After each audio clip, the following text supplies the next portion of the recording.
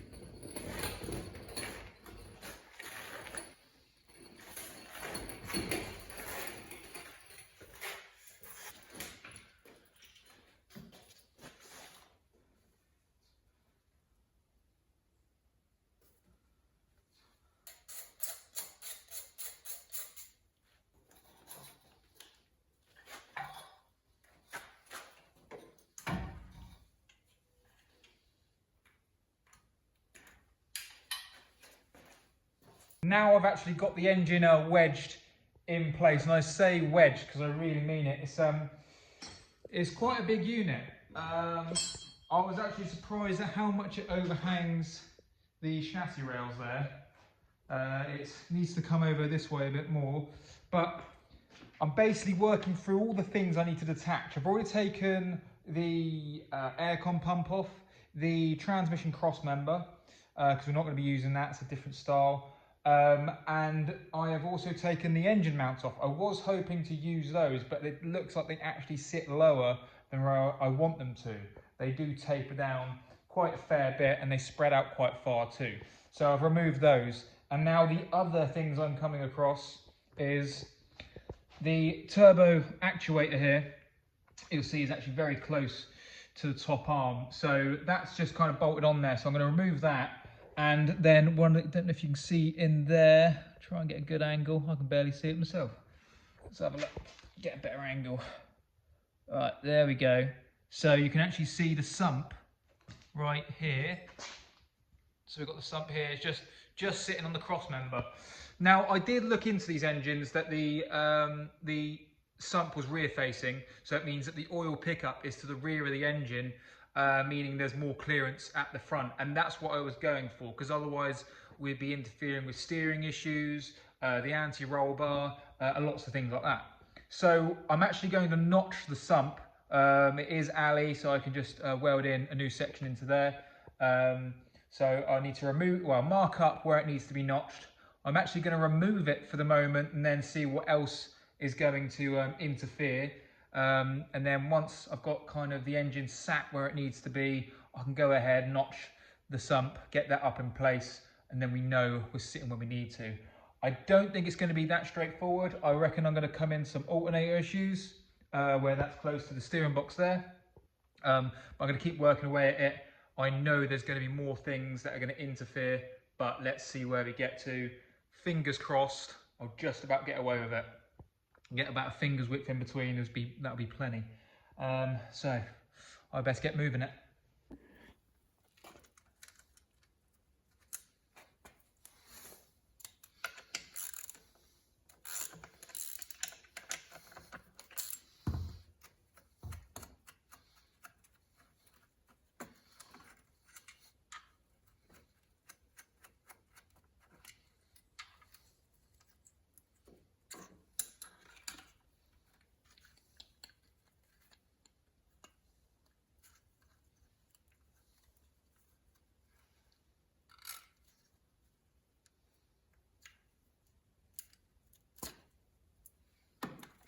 Loads more space now.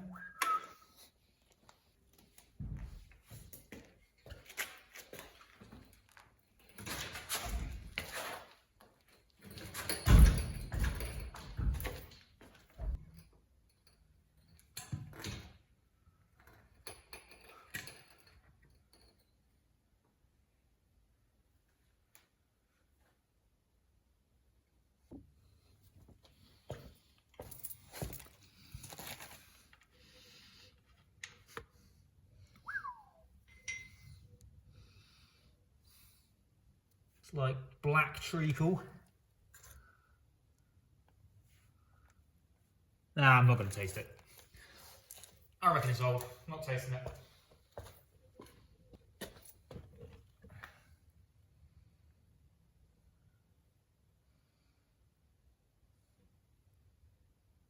Looks like a licorice factory. So, going to get up in there, undo all the sump bolts all the way along. I can lift it back up and then block it in place.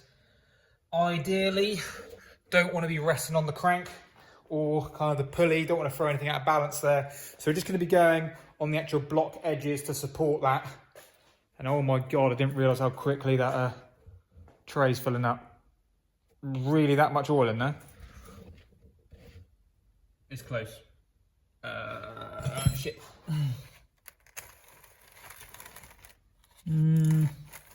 So I'm going to find something else quick. Okay, I think I caught it just in time. I've just put the sump bung back in there. I didn't realise how much oil was going to be in this engine, to be honest. Like, that's not a small catching tray, but that's how close it was. Literally, it's like water tension stopping it from going over the edge. And that bit there is literally from where I've just put sump bung end pulled out. So I know I'm going to make a mess. And there's still more oil in there, so I better get the rest of it out first, and then do that before I move the sump. Okay, so I've got the sump off now. I've got that over in the corner there. And I've got the engine up where it needs to be. It's on a slight tilt back, and what I need to do now is actually cut out part of the transmission tunnel.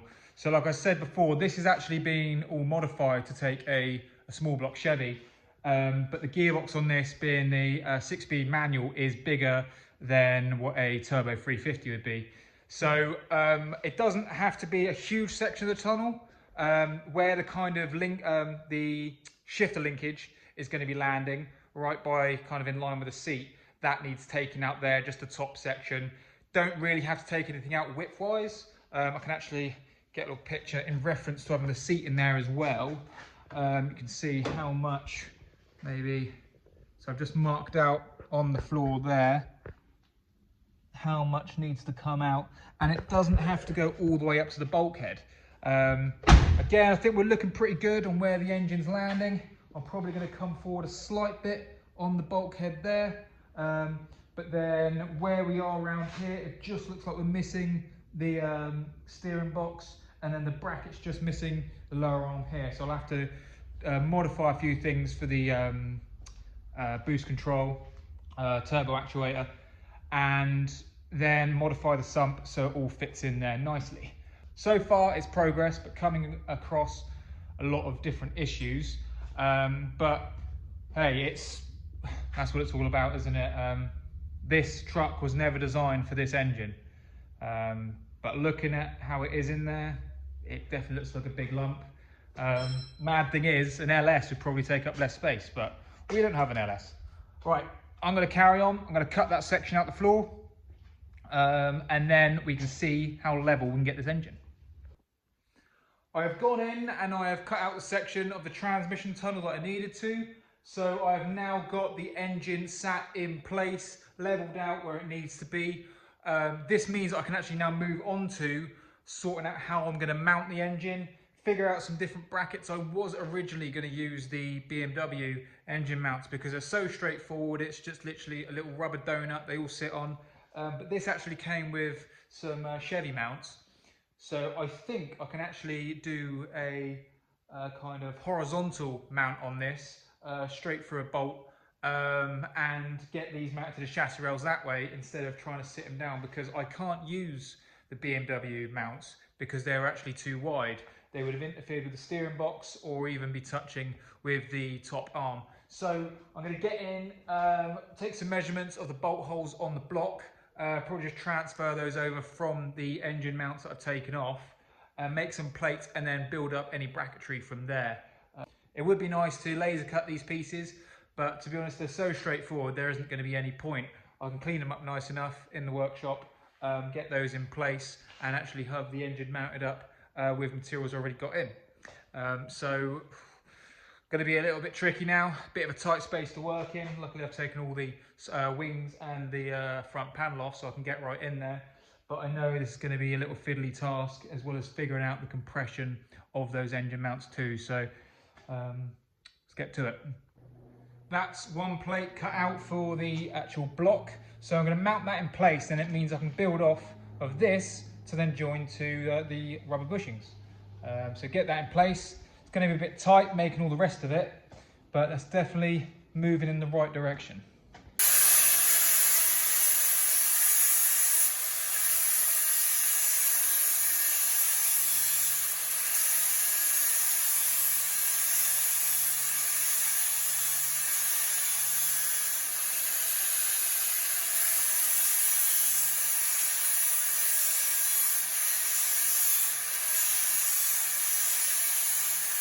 Okay, so I've now put my very technical CAD skills to use by Cadamine Cardboard Aided Design, the old school way, and I've transferred those over to the plate to make these engine mounts, got those tacked up, and the engine is actually sitting in situ on them, tacked in place.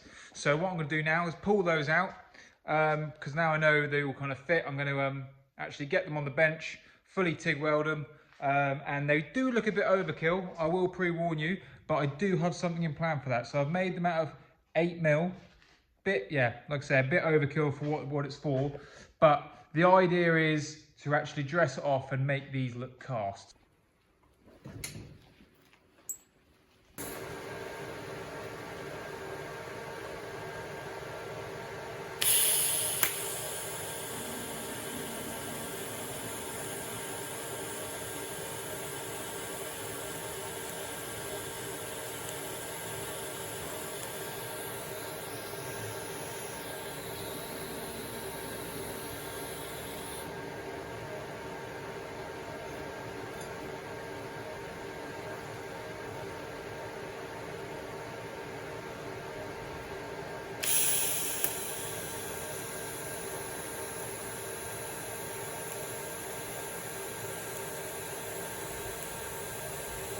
So now I've got the engine mount all tigged up. I've actually added some extra material on there, done a few hot passes, just so that I can actually have some material to cut back.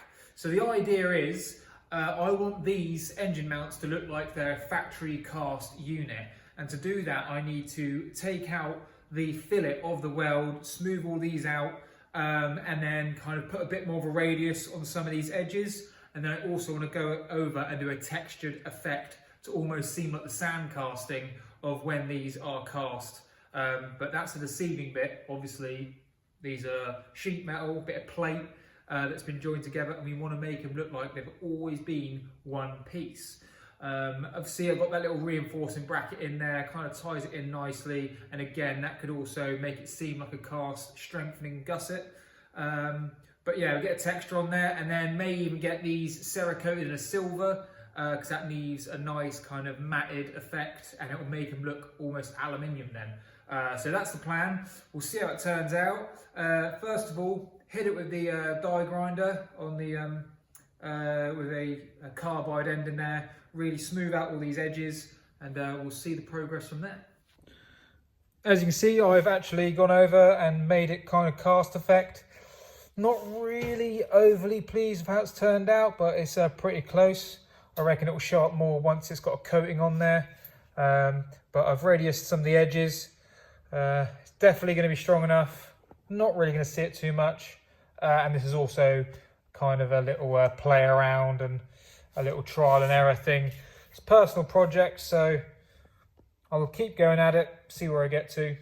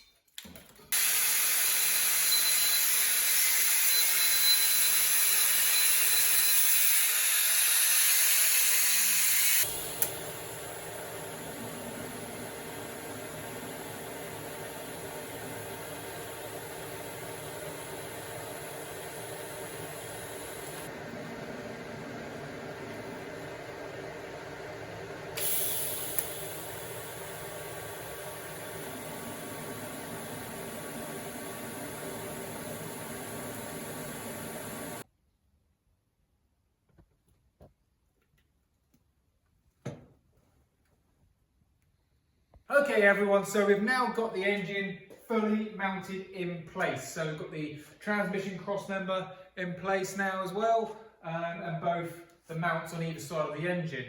I have had to take off a lot more than I expected on this. So aircon, wasn't going to use that. Alternator, that was actually too tight to the steering box on the other side, so I've got to figure something around that. The turbo actuator, I've had to remove that.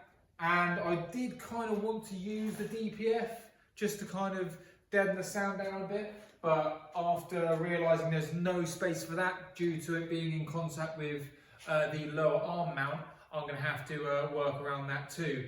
But now I kind of want to start buttoning up a few bits just to really start making the progress of this being a working engine if it was wired and fired. So what I need to do is actually get the sump modified so it clears that cross member. I don't really want to go about cutting a huge chunk out of the chassis, modifying the cross member when it is just a bit of a clearance issue on the sump. But I will also have to make a new oil pickup for that, so that is also something I have to look at too. There really isn't much space underneath there. Also quite odd because when you actually look at the lower of the block, it is actually on an angle. So when it comes to actually modifying the sump, I have to take that into consideration when actually putting the infill plate and how I go about making the clearances, as well as how it's going to fit on there. Will I have to remove the engine completely and gearbox? We'll see. But we'll tackle those when we come to it. Let's see how we're going to go about this. I'm going to take some measurements where I need to cut this sump and get on with it and start making that bottom end all sealed up. Here we've got the sump. As you can see, I've cleaned it all out on the inside. Because this is alley, it's going to be cast alley, it's going to be slightly porous. So when it comes to cutting it and welding it, really going to have to give it a good scrub through on all of those joints, just to make sure it doesn't get any porous or any contamination while it's being welded. So I'm just going to mark out now where I need to do the cuts. I've already got a vague line here, so I'm going up here and then across, and then making sure it's also the same over to the other side. So that means I can get that all laid out, cut that up, and then actually make the infill panel so we'll know that it clears when it's actually on the engine there. Now what I've got here is some cutting wax. It's really good for when you're doing aluminium. It basically stops the cutting disc from getting all gummed up by the aluminium almost melting and clogging up all the fibres. So what you do, just spin up the grinder, little buzz through. That's ready to cut now.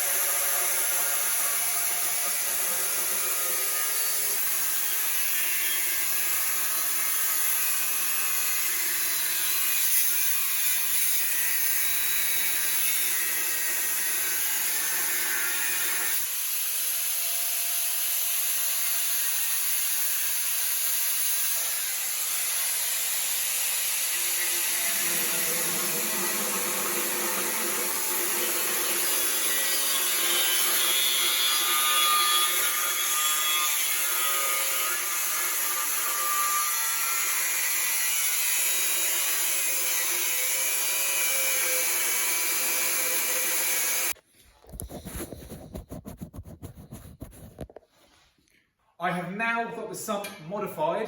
I have even tested it in place, hence why you can see the engine's been pulled back out.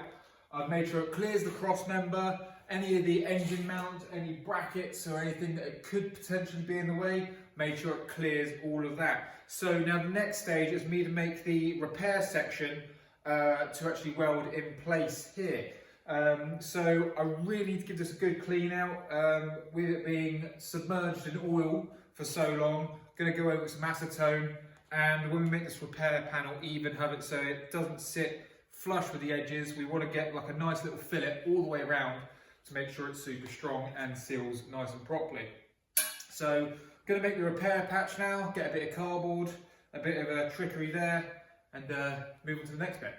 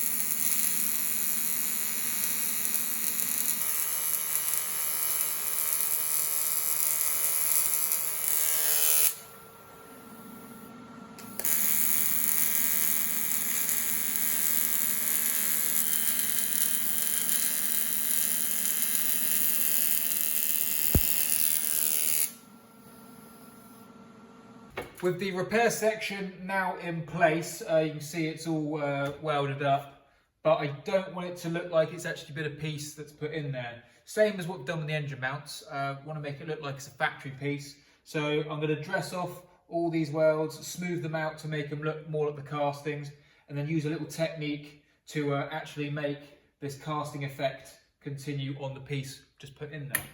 So get the grinder out, just take the crowns off those, a bit of fettling and smooth those out.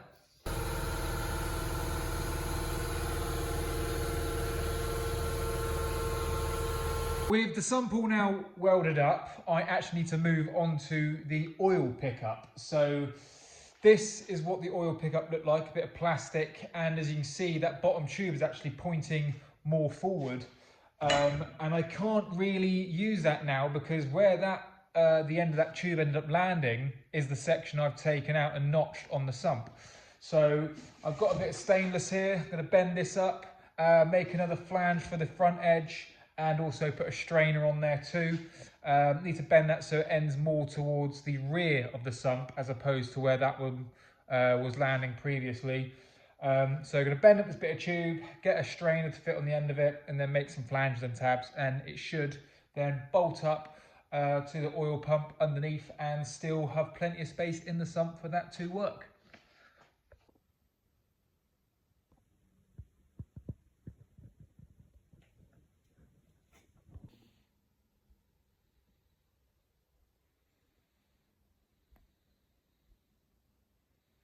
Okay, now we've got the sump modified, got the piece in there and even hammered it so it looks cast, kind of matching with the rest of it. Again, no one's going to see that, but it's a nice little touch, have it hidden away. And then I've even gone over the inside and cleaned that up too, and even done a pass on the inside for that extra kind of sealing and peace of mind. And then I had to do the oil pickup. So going straight to the pump, here you go, get a look there. I've actually machined the end so it takes an O-ring the same as what the factory would have. And then I've even got a small block Chevy oil strainer pickup in there. Welded that on, had one laying around, so that's on there. And then even the little tab there to mount up to the engine and keep it all sturdy and level instead of all being suspended off of this end. So I'm going to get those all bolted in now. I've even got a new gasket. I'm not really using the old one, so new gasket ready to go in there. Get that all buttoned up, and that means the bottom end is all tied in. Can kind of just leave it in there while I move on to the rest of the jobs. Right, so you may remember in the last video, there was actually a kind of competition. I was asking all of you guys if any of you could guess what engine was going in the truck. Obviously, I've unveiled it for this video, but there were a few people that actually guessed it right. And I can only pick one of them, and that is going to be the first person that picked it right. And that is a guy called Philip Smith. So if you're watching this video, get in contact. I will get in contact with you, but just in case there's any complications, please do reach out to me. I see your comment on there. Unfortunately, the people that did guess right after that, sorry, be quicker next time, got to be on the ball. So yeah, I'll reach out to you, you reach out to me, and then we can sort that out. But to basically wrap this video up, I just want to say I hope you've all had a very Merry Christmas, and I wish you all the best for the new year.